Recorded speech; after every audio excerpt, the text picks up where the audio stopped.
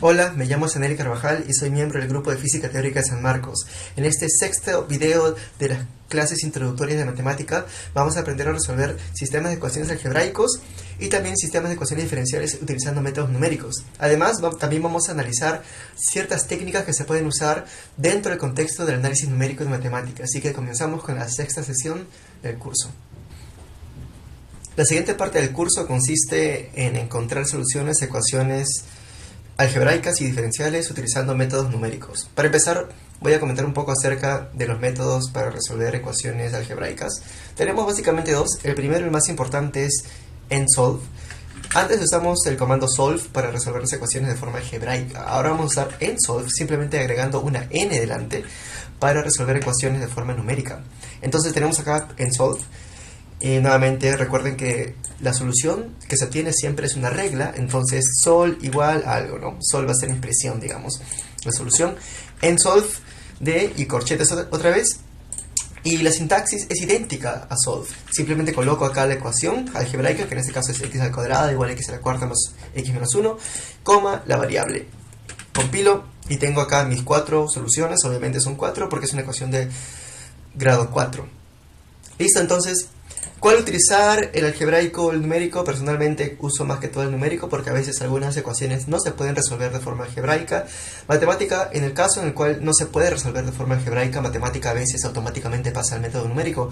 Entonces yo prefiero usar el método numérico a menos que realmente necesite resolver una ecuación que tiene muchas variables desconocidas. En ese caso tal vez se pueda resolver con el método algebraico.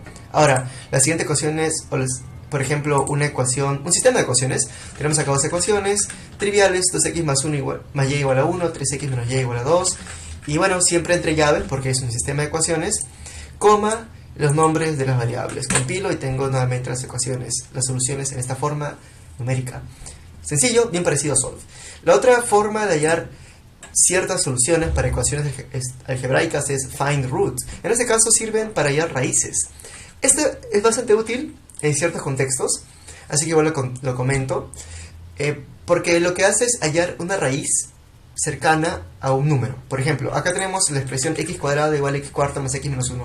Yo sé, de repente uno tiene una función un poco extraña, horrible tal vez, entonces, pero tienes la gráfica, así que la graficas de repente y quieres saber el valor de una raíz cercana a un punto, pero realmente de la gráfica puedes sacar que hay una raíz cerca al punto x igual a 2, entonces lo que haces, o menos 2, por ejemplo, haces esto, coloco mi función y coloco, quiero encontrar la raíz, root es raíz en inglés, encontrar la raíz de esta ecuación, coma, en la variable x, en un punto cercano a menos 2.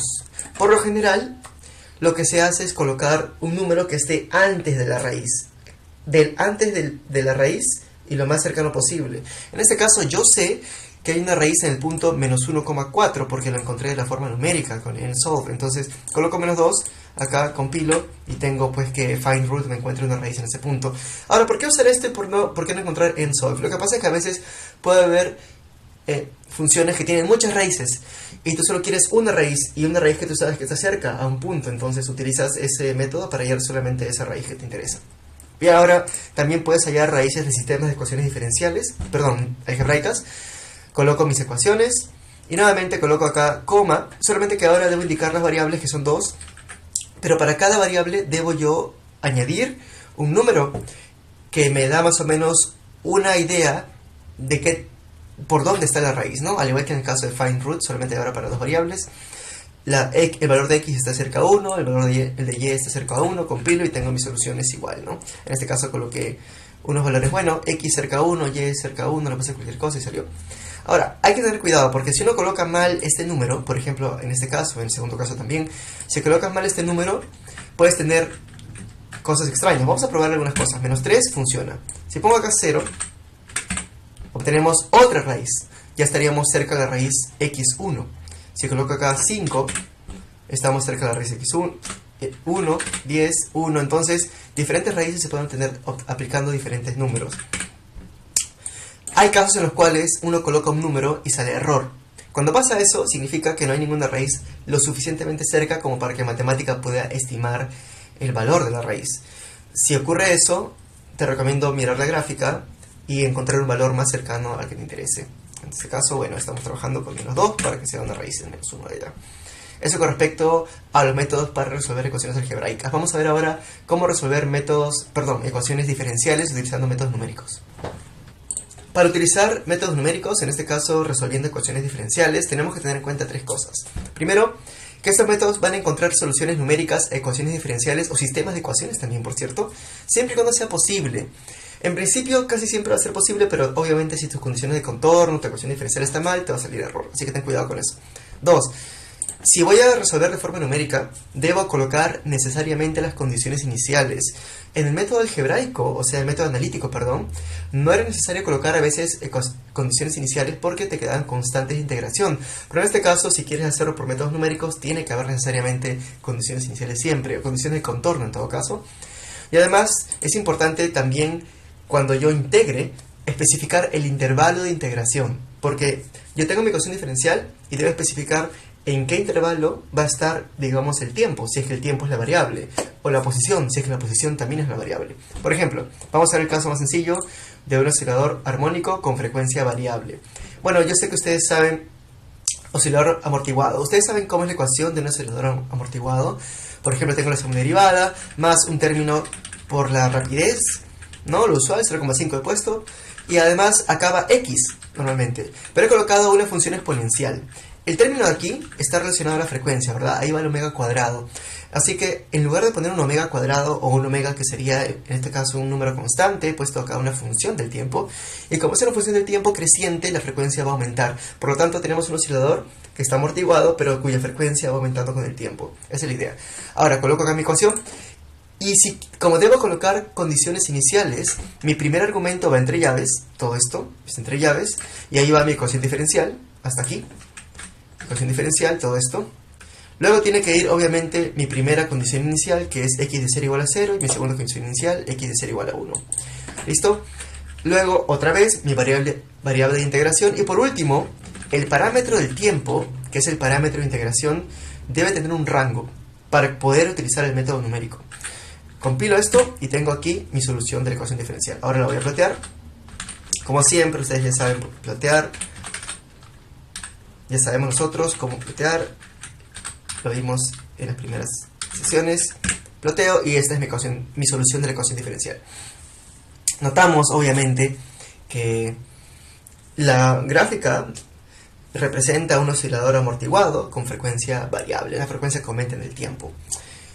Ahora, hasta ahora el cálculo ha sido idéntico al método analítico de ecuaciones diferenciales.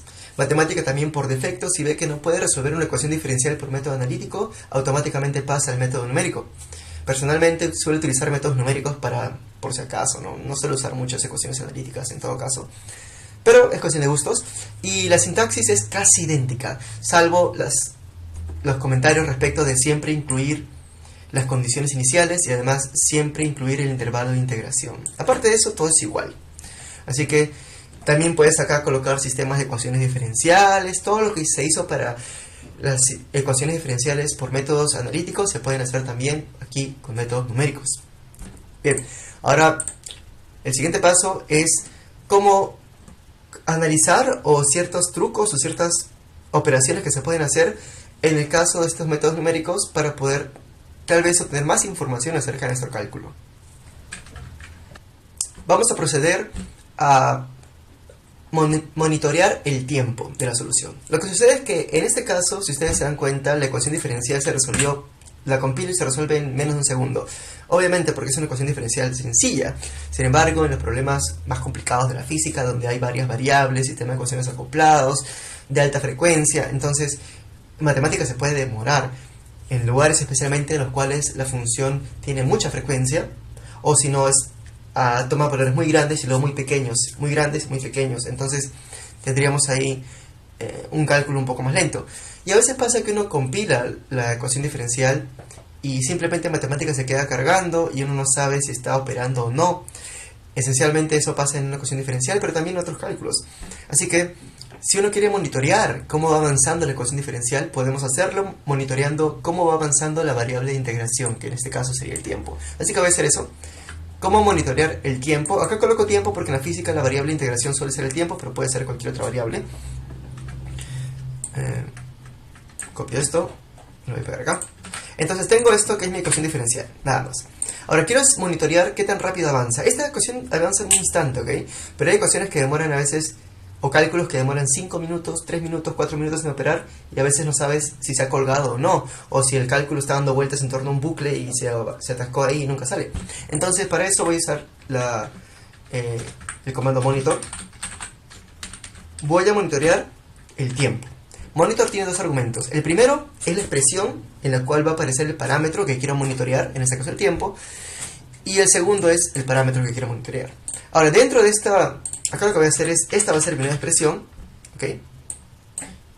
Y yo quiero monitorear el tiempo dentro, o en todo caso el tiempo de la ecuación diferencial, ¿no? Ahí está. Voy a borrar esto de acá. Así que al final tengo mi primer argumento, que es toda la ecuación diferencial, y mi segundo argumento, que es el tiempo. Compilo y no sale nada, ¿cierto? Lo que pasa es que acá, en principio, lo que debería salir es esto. Debe salir un número que te dice cómo va avanzando el cálculo del tiempo. O sea, qué tan rápido o en qué instante de tiempo se encuentra el cálculo de la ecuación diferencial. Sin embargo, lo hace tan rápido que no da tiempo de que aparezca nada. Entonces, para eso hay otro comando que es útil, que es step monitor. Tenemos acá la ecuación diferencial anterior, y dentro de la ecuación diferencial, por ejemplo después de estas comas, puedo poner acá step monitor, y lo que hace step monitor es aplicar o realizar una acción cada vez que se dé un paso en la ecuación diferencial. Bueno, los que saben métodos numéricos ya tienen idea de que es un paso. Básicamente tengo, por ejemplo, acá el intervalo de tiempo es de 0 a 10, ¿no? Aquí está, de 0 a 10. Y lo que hace Step Monitor es, bueno, los pasos tienes el intervalo de 0 a 10, lo divides, ¿no? Lo divides en varias partes y analizas cada pedazo. Cada pedazo es un paso. Cada vez que la variable de integración cambia de una porción a otra porción para analizar numéricamente, estamos hablando de un paso. Entonces, pueden hacer que cada vez que hay un paso en la solución de la ecuación diferencial ocurra algo. Step Monitor no se usa con este símbolo que estoy colocando acá. Este símbolo no se usa, a pesar que matemática lo pone a veces por defecto. Lo que hay que colocar para que salga correctamente es 2 puntos y este símbolo. 2 puntos y el símbolo de mayor, ¿ok? Si no, no va a funcionar. ¿Listo? Nuevamente, Step Monitor, 2 puntos, mayor, espacio, y tengo ahora sí. Y lo que puedo hacer acá es cualquier cosa. Por ejemplo, puedo poner, si soy rayado, puedo poner que cada vez que hay un paso, imprima, por ejemplo, print hola, ¿no? Cada vez que dé un paso va a imprimir hola. Si lo hago, este cálculo tiene tantos pasos que van a salir una fila de olas gigantescas, así que no me conviene. En todo caso, lo que voy a hacer yo, para poder medir más o menos qué tanto va avanzando mi variable temporal, es colocar acá un pause, o sea, una pausa, ¿ok? Y esto me dice que cada vez que avance el tiempo en un paso, pausar. ¿Cuánto? No voy a pausar un segundo, ¿no? De repente 0.05 segundos. Otra vez 0.01 segundo, mejor, un poco más pequeño. Compilo, y se dan cuenta, ahora el monitor funciona. El monitor, antes en el primer cálculo, también salía, solamente que salía tan rápido que no se podía ver cómo avanzaba el tiempo. Acá he incluido el Step Monitor para que después de cada paso hay un pequeño tiempo para poder ver cómo avanza el tiempo. Y notamos acá que el tiempo va avanzando entre 0 y 10 segundos. En cálculos lentos, esto es lo que verías. En este cálculo rápido no lo ves casi, pero en cálculo lento, eso sería lo que verías, para poder saber más o menos cómo va avanzando tu variable de integración. A veces puede pasar que se traba en un número y ya sabes que en ese número hay un problema. De repente tienes que revisar tus ecuaciones físicas, porque tu ecuación diferencial tal vez está mal, tiene un punto de divergencia, no sé. Muchas cosas pueden pasar. Y ya está, y se obtiene finalmente el resultado final. Ahora, si se dan cuenta, voy a compilar otra vez. Los primeros segundos van a ser rápidos, se van a dar cuenta acá. Los primeros segundos del cálculo, o sea, en t de 0 a 5 es rápido, pero a partir de 5 a 10 se hace más lento el cálculo. Voy a compilar. 1, 2, 3, 4, 5 y luego se hace más lento. En general, el cálculo se va a hacer más lento cuando la ecuación sea más stiff, o sea, más empinada, o tenga mucha frecuencia. En este caso, recordemos que la ecuación diferencial tiene alta frecuencia para tiempos grandes, ¿no? Porque hay un exponencial, este término de aquí. Por lo tanto, es de esperar que el cálculo sea más lento para tiempos mayores, porque la frecuencia es mayor y es más difícil resolver la ecuación diferencial. Porque se complican los pasos, el paso tiene que ser más pequeño para poder coger bien la variación de la función, y eso hace que haya más pasos y por lo tanto te demoras más tiempo. Bueno, eso es con respecto a monitorear el avance de la solución de tu ecuación diferencial. Por si acaso, este método se puede aplicar a ecuaciones diferenciales y a cualquier otro tipo de cálculo de matemática, siempre combinando Step Monitor y Monitor en todo caso. Step Monitor se usa solamente cuando es muy rápido el cálculo y quieres ralentizarlo. Bueno, ahora pasamos a Wayne Event. También es importante utilizar a veces en la física fenómenos o fenómenos en los cuales la ecuación diferencial o una variable de la ecuación diferencial cambia abruptamente. Por ejemplo, yo puedo tener una partícula que llega al suelo, la suelto de cierta altura y va a rebotar. Ese rebote tiene un punto de discontinuidad. Bueno, no discontinuidad, sino que hay un punto en el cual la derivada no es continua. Por ejemplo, cae la partícula, al chocar en el suelo, ese punto tiene derivada discontinua, obviamente porque al inicio tenía derivada hacia abajo y luego la derivada velocidad hacia abajo y luego bruscamente la velocidad se invierte, ¿no? Para subir. Entonces, ese punto se tiene que modelar. Y no solamente se da ahí, en cualquier momento, por ejemplo, en cualquier choque o cualquier instante en el cual ocurre abruptamente algo, hay que modificar la ecuación diferencial o algún parámetro de la ecuación. Y Wayne Event se usa para varias cosas. Vamos a usarlo de forma repetitiva para analizar varias cosas que están pasando aquí. Por ejemplo, lo que voy a hacer primero es coger la ecuación diferencial inicial, esta de aquí, tal cual. Y supongamos que yo sé que esta ecuación tiene esta forma, ¿no? La ploteo, otra vez, bueno, ya lo hice rápido. La ploteo y yo sé que tiene esto acá. Supongamos que ahora yo quiero que el oscilador suba, baje y cuando llega a 0 rebote. Como que cae una pared, ¿no? Cae una pared en x igual a 0 y que rebote el oscilador. Entonces, lo que tengo que hacer es que cuando la partícula llegue al punto x igual a 0, invierta su velocidad. Entonces, el evento va a ser ese. La condición es esta. Cuando la posición de la partícula se haga igual a 0, que invierta su velocidad.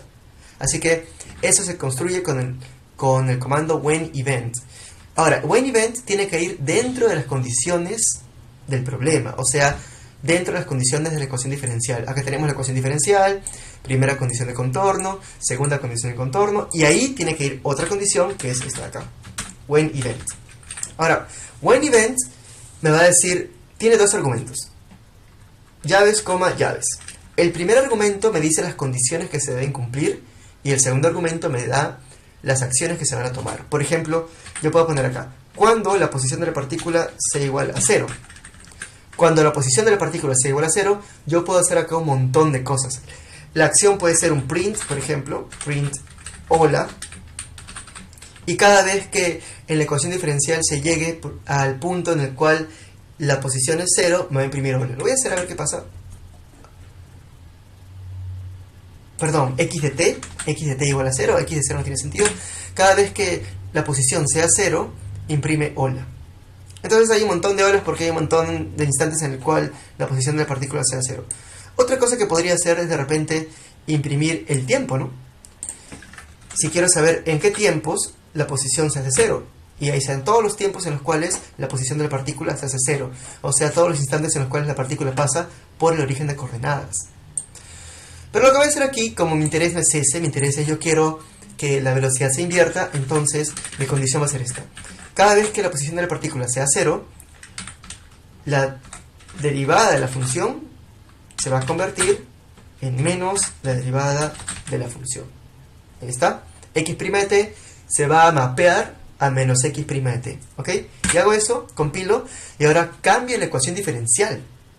Y esa condición va a ser ahora que hay un rebote en x igual a 0, compilo acá, y el ploteo ahora es diferente. ¿Se dan cuenta? El ploteo ahora es justamente como se debería esperar. Algunos verán, tal vez, que acá en la parte final hay una parte de la gráfica que pasa por debajo de x igual a 0, lo cual no tiene sentido, es que la partícula va a rebotar. La verdad, esto es simplemente algo fortuito de la gráfica en sí, porque si graficamos de 9 a 10, van a notar que no baja en realidad, simplemente son defectos de la renderización de la gráfica, pero en sí la solución de la ecuación diferencial es correcta. ¿Ya? Así que son problemas nada más de cómo se ve la figura ahí, pero en principio la gráfica es correcta, la solución es correcta. Si no me creen pueden ver de 9 a 10, como les comentaba, o de 9 a 9. Hacen un zoom, mejor dicho, ¿no? Y van a ver que nunca pasa o nunca baja de x igual a 0. Bueno, eso con respecto a WinEvent. Ahora vamos a... Lo que voy a explicar ahora es la última parte, que consiste en el comando RIP, que es fundamental, es muy importante en los métodos numéricos. Bueno, el comando RIP lo que va a hacer es extraer información de una ecuación diferencial o de cualquier fenómeno cuando se cumplan ciertos eventos. Por ejemplo, tenemos acá la función f de t igual seno de t. Voy a hacer un ejemplo sencillo. La función f de t, compilo para tener la función graficada. Ahora, supongamos que yo ploteo la función f de t. Obviamente, ustedes saben cómo es la gráfica de la función seno. Dice que ustedes saben, pero igual lo voy a poner acá. Vamos a ponerlo a 0,8 pi. Está. Tengo esto. Entonces, supongamos que quiero yo obtener los instantes, de repente, o los valores para los cuales la función alcanza su valor máximo. O es decir, los valores en los cuales la derivada de la función es 0 y la función es positiva. Entonces, en tal caso, porque sé que los máximos están por acá, en tal caso yo debería hacer lo siguiente. Tengo la función f de t. Listo. Ahora, para obtener esos valores, yo puedo usar la función RIP o el comando RIP, pero voy a hacer uso de una ecuación diferencial. Yo voy a crear una ecuación diferencial. Entonces voy a poner acá x, como siempre, igual a n de solve. Voy a crear una variable ficticia que va a ser y. Fíjense la ecuación diferencial que estoy poniendo, ¿verdad? Mis condiciones de contorno.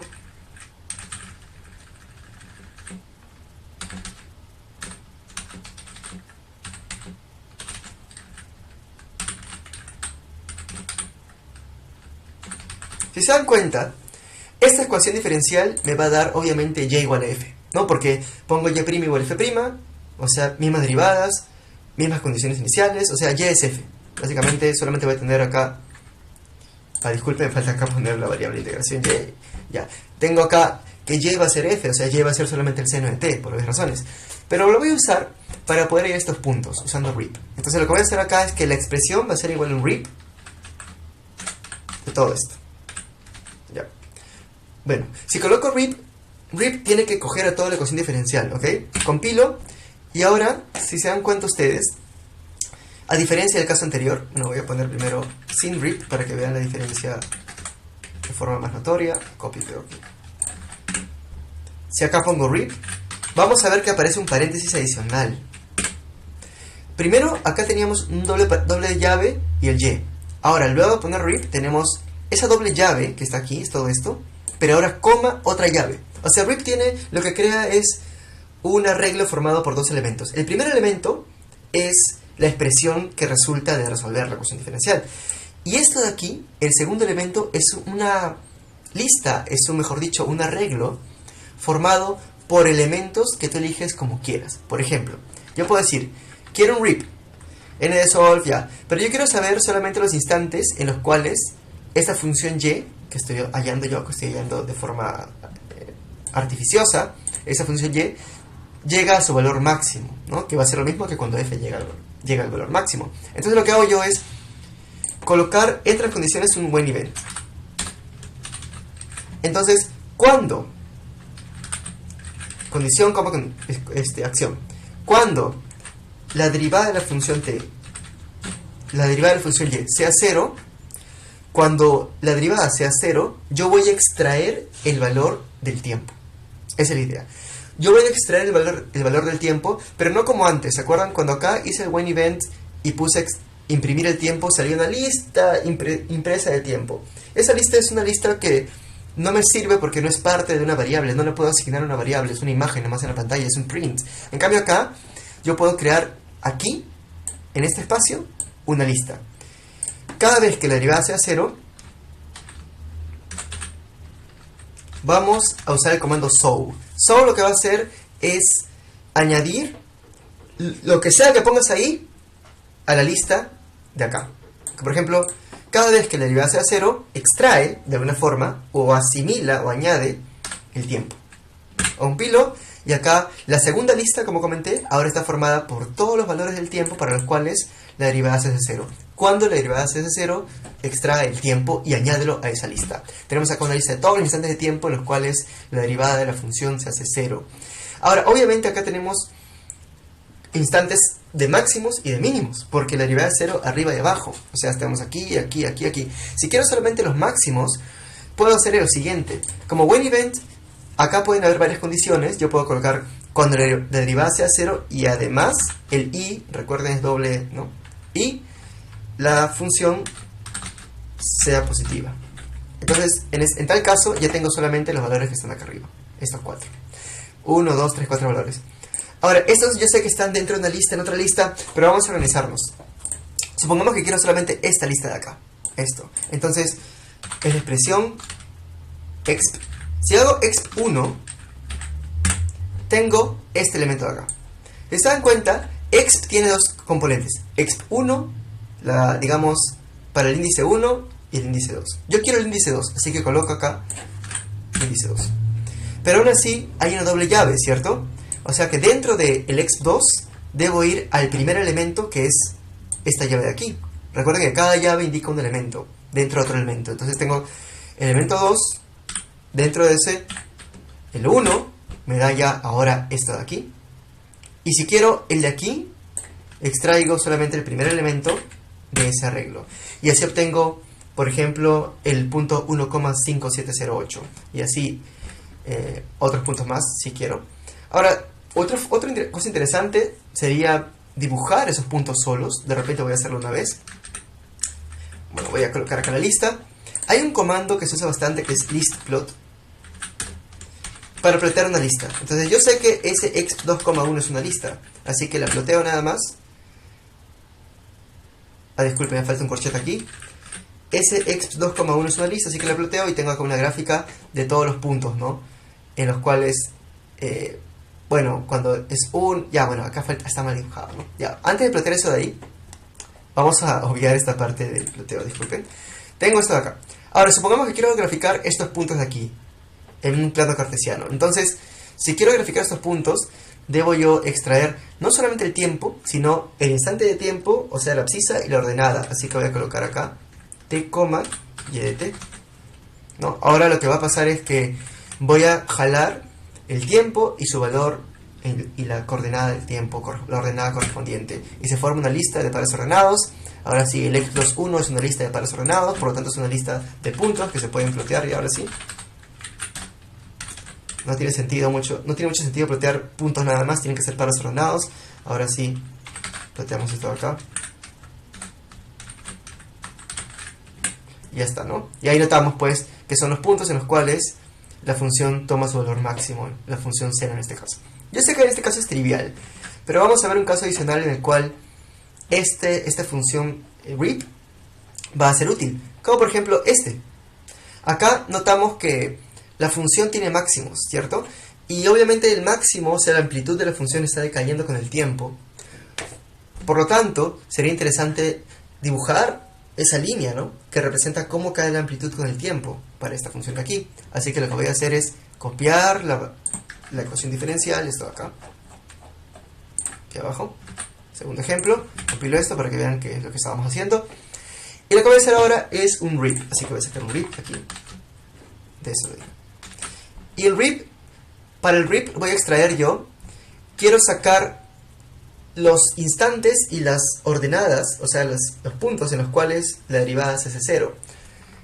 Así que lo que voy a hacer yo es colocar otro when event. Recuerden que los when event se dan dentro de las condiciones de la ecuación diferencial. Así que acá va un coma y otro when event. Y acá tenemos, bueno, condiciones, coma, acciones. Cuando la derivada de la función se haga 0, esta vez hablamos de la derivada, yo extraigo un par ordenado correspondiente al tiempo y a la función. Ya ves. Y acá tengo todos los puntos en los cuales la derivada se hace 0. Así que ahora, nuevamente, voy a hacer un listplot de recordemos que si quiero obtener yo la lista, es el 2,1 porque el elemento 2, 1, ploteo. Ya, y además aquí para que salga todo, porque a veces te comen las cosas, rango el ploteo completo y tenemos esto acá. Ahí está. Son todos los puntos en los cuales la función se hace máxima. Ahí está, notamos. Y creo que coincide un poco con la gráfica original de la función, ¿no? Que es esta de aquí. Es esto, básicamente esto. Bueno, entonces tengo ahora la gráfica en puntos. Un ploteo de lista, nada más de puntos. List plot. Pero supongamos que quiero yo tener una función. Quiero tener esa función que me dice cómo decae la amplitud de esa función, de esa, bueno, la solución de esa ecuación diferencial. Entonces tengo que usar una interpolación. La interpolación en matemática es súper sencilla. De repente después puedo hacer un capítulo especial de interpolaciones. Pero voy acá a utilizar un método súper simple. Vamos a comenzar con la interpolación. En este caso, interpolation. Y bueno, voy a crear una función que vendría a ser la interpolación de esos puntos. Entonces hago g igual a interpolation, simplemente, de la lista. Y recordemos que la lista es exp 2,1, presiono enter y se acabó. Eso es todo. Y con eso ya he encontrado una función que va a ser la interpolación de la lista que tenía hace un momento, que representa los puntos máximos de la función. Ahora, si deseo, yo puedo plantear esta función g de x, donde x obviamente va a variar de 0 hasta 10, y esa sería la gráfica. Notamos aquí que hay un mensaje de error que corresponde, me dice que el valor 0,0002 se encuentra fuera del rango de datos de interpolación, de la función de interpolación, y por lo tanto se va a usar extrapolación. Tiene sentido porque yo estoy graficando de 0 a 10, y recordemos que el primer punto estaba en 0,9 y no estaba en 0, así que está extrapolando hacia atrás, nada más. Listo, ahora hacer más interesante, nosotros recordemos que tenemos acá la solución de esta ecuación diferencial. ¿Se acuerdan? La inicial está aquí, ¿dónde estás? Esta de aquí. Vamos a ponerle un nombre a esta ecuación ya. Vamos a llamar este exp1 para que no tengamos problemas aquí. exp1 y acá también exp1 para que no se confunda al compilar.